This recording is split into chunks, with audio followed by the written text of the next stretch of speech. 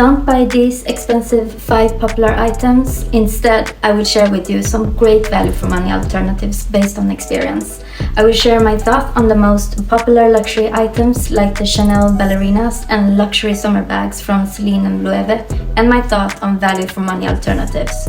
I will also include some luxury items that I regret buying and alternatives that I've enjoyed using more. Hello guys, welcome back to my channel. Today I'm going to go through a few of my recent luxury purchases that have not turned out or hold up to my expectations.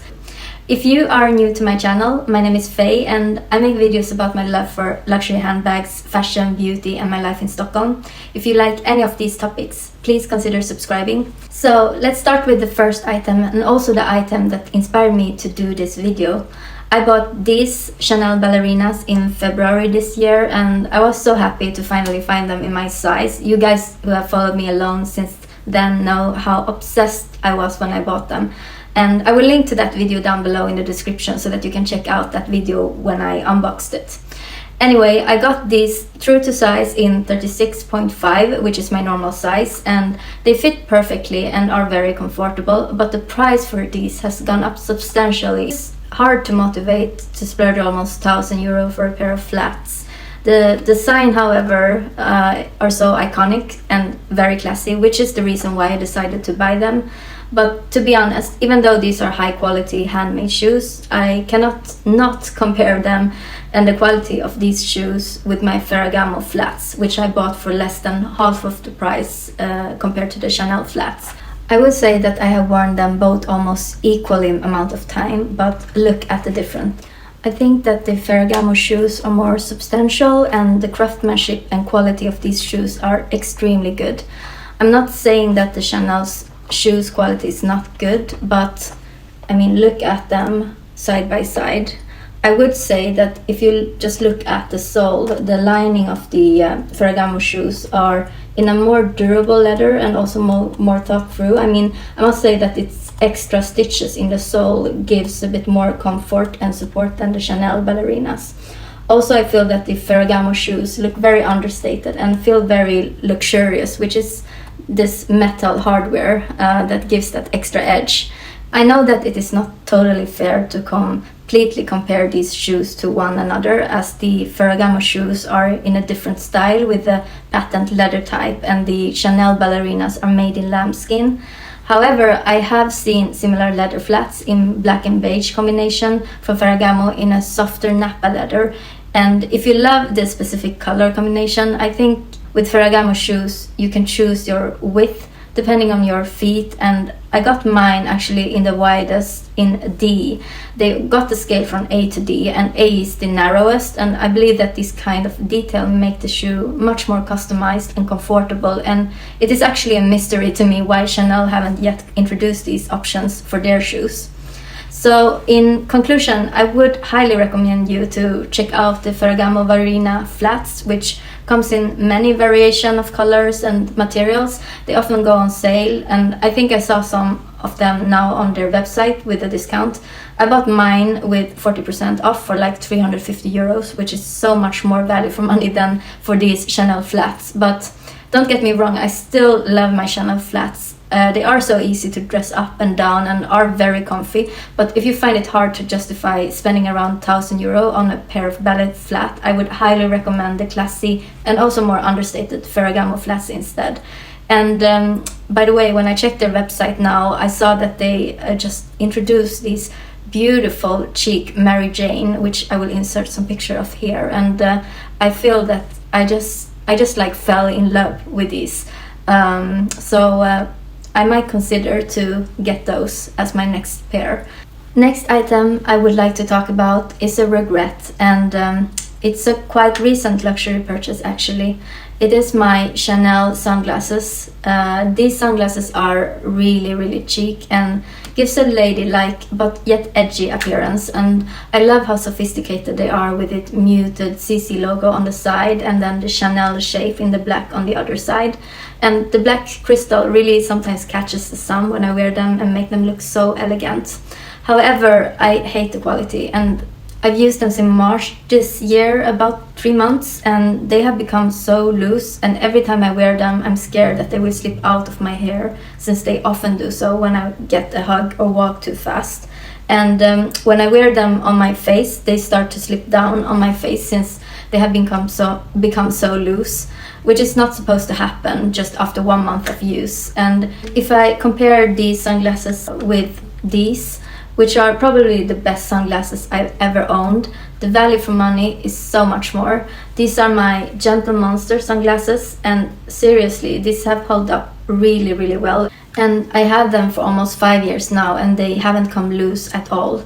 They still fit very tight on my face and on my hair when I wear them, and I think that they suit my face very well.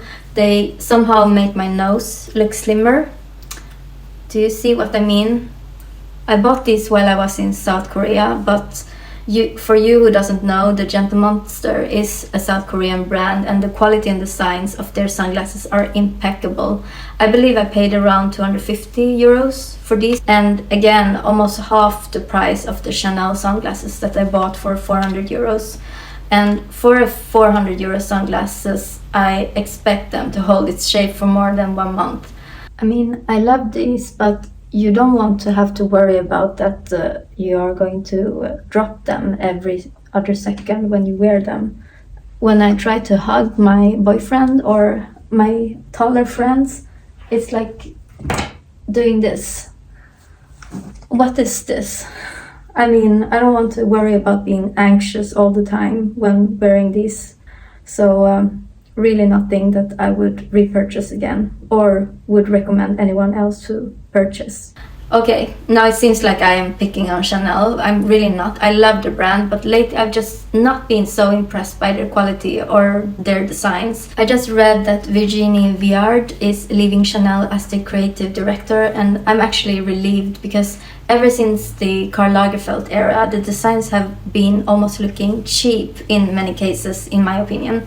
And someone needs to bring the creative spark back. Next item I want to talk about are some bags. If you have followed me lately on my vlogs, you have also seen that I have been trying quite a few summer bags, both high-end like Celine and Loewe, but also mid-luxury summer bags. I would be lying if I would say that I don't crave a new summer bags ever, since it has become warmer and sunnier, because I do, and I guess that's why I have been trying on quite a few bags lately. The bags that I want to bring up specifically is the Loewe Raffia basket bag. I think it is a very practical bag, especially for summer vacations. It is very practical and secure, but the whopping 7,400 SEK, which means 650 euro, is not worth it in my opinion. I mean, it's raffia and not leather, even though you get small leather parts on the bag. So instead, I would go for the Longchamp bag, Le Panier Pilage. This bag is 2,800 SEK, which is about 250 euro, and is made in cotton canvas with leather handle and strap. It is a very summery, and at the same time it feels understated and has a timeless look over it. The bag has a clasp in the middle, which makes it more secure. The only downside, I would say, may be that the strap length is not adjustable. However, I do think that this is such a good length, and I'm seriously considering this bag, since it feels like a very effortless bag that I can bring on city vacations or to the beach without having to worry too much. And so far I have not yet seen one in the color option that I like most, the brown or tan one, but if I see it, I might grab it. Another bag that I would like to talk about is the Celine roomy bag in calfskin. This bag is such a nice hobo bag that feels very high quality and fits more than enough for everyday use. But there's basically nowhere to see that it is from Celine if you don't look at the zip from above. So this bag is definitely a very quiet luxury bag. The price is a whopping 35,500 SEK, which is around 3,150 euros. And instead, I would choose this shoulder bag from Toteme.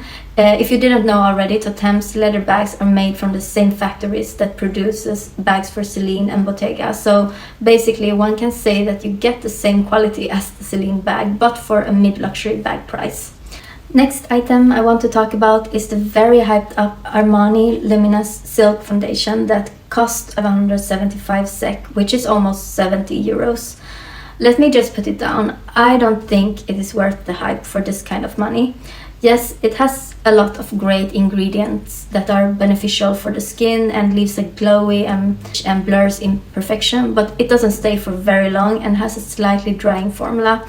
I have mixed to normal skin and not sensitive at all, but by the end of the day it always dries my skin out in some areas, and it looks amazing in the first hours and it really perfects the skin, but it is not my favorite for everyday use. So instead I prefer and highly recommend a Korean brand called Mizon. This one that costs just about 170 SEK, about 15 euros. Their BB cream is so hydrating, and also it includes SPF 50, which is perfect now during the summer months, and it really gives that glowy and flawless finish that is one of the best BB creams that I've tried, and I've had a few in my life. And this one really protects the skin with lots of hydration thanks to the snail mucin, and also it includes niacinamide, which helps reduce sizes of pores and also helps reduce dark spots. And on top of that, it has no perfume or parabens, which makes it work for even very sensitive skin. I do, however, recommend to use the Armani Lumious Silk foundation if you are going to take photos and use flash camera, as it makes the skin less shiny and minimizes the appearance of pores. But regarding the value for money for everyday use, I would highly recommend and go for the BB cream, as it has so much more skin benefits than with the luminous foundation. Not sure if you noticed, but I wear the Lumious Silk on one side of my face and the BB cream on my other side. So this left side is with the BB cream and this side is with the Armani Lumious Silk. So this finalized my 5 items that I wanted to highlight today. I hope that you found them helpful and agree with me. If you don't agree or have found even better alternatives, please feel free to comment down below. I would love to hear any tips on items that you have found are better value for money than hyped up items. Thanks a lot for hanging out with me. If you like this content and would like to see more, please consider subscribing, and I will see you again on my next video. Bye for now! I should've kept you close, I should've held you tighter, cause in my book you were my favorite chapter. And when we left each other, damn, what was I thinking? Thought there was no answer, so blinded to believe.